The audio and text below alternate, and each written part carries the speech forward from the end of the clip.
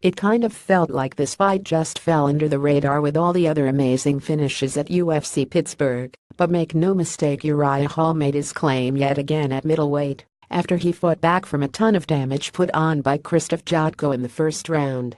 This was one of those fights that remind you yet again that anything can happen in the UFC, and even when you think it's over, it isn't.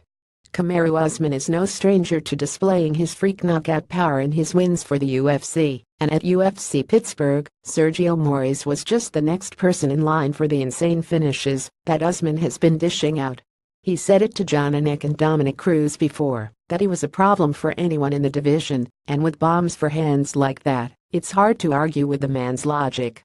Paul Daley proved yet again that you can't count out the veteran striker as he once again put on a highlight finish against top-tier talent in Lawrence Larkin. He wasn't fazed by the erratic striking style that Larkin provided at first, and once Daley found his timing, it was only a matter of time before Semtex stuck 1 or 3 to his opponent.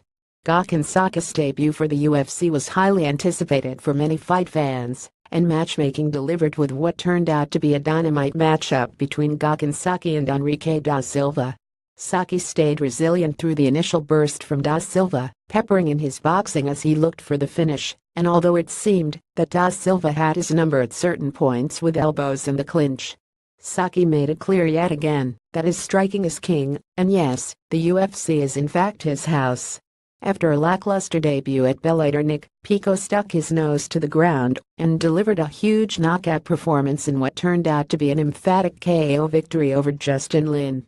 Pico looked calm, cool and collected in the cage as he walked down Lin into the cage and worked his top game effectively before delivering a savage knockout that made everyone aware that yes, he is here and he ain't going anywhere.